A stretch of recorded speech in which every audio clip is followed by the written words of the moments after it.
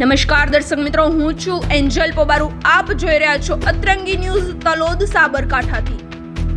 આપ સૌનું સ્વાગત છે અતરંગી ન્યૂઝમાં. તો કરીએ એક નજર આજના મુખ્ય સમાચાર પર.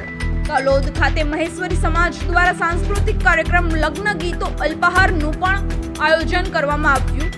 તલોદ ખાતે રાજસ્થાનનો મુખ્ય તહેવાર એટલે ગણગૌર, જેની શરૂઆત હોળી પ્રગટાવીએ છીએ એના બીજે દિવસે રાખમાંથી મુઠિયા બનાવીને એની પૂજા કરવામાં આવે છે. ત્યારથી 18 દિવસ સુધી મહેશ્વરી ભવનમાં સાંસ્કૃતિક કાર્યક્રમ, લગ્નના ગીતો તેમજ સમાજની અન્ય સ્ત્રીઓના સમૂહ સાથે અલ્પાહારનું પણ આયોજન કરવામાં આવે છે. ભગવાન શિવ અને માતા ગૌરીનું પુનઃ મિલનનો આ ધાર્મિક પ્રસંગ છે, જેમાં પરિણીત સ્ત્રીઓ પોતાના પતિદેવની લાંબુ આયુષ્ય, સુખ, સમૃદ્ધિ અને પોતાની દરેક મનોકામના પૂર્ણ થાય તેમજ કુંવારી કન્યાઓ પોતાના મનગમતા વરની માનતા રાખતી હોય છે.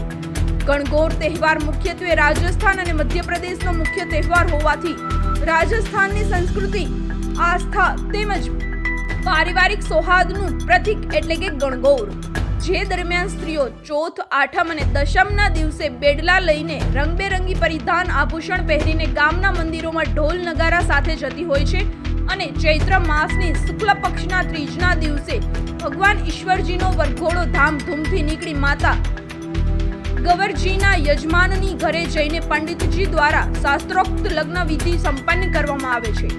મહેશ્વરી સમાજની આગેવાન સ્ત્રીઓમાંથી લાજવંતીબેન, વિદ્યાબેન અને શારદાબેન દ્વારા સમગ્ર તહેવારની ઉજવણીનું સુંદર રીતે આયોજન કરીને સફળ બનાવેલ છે.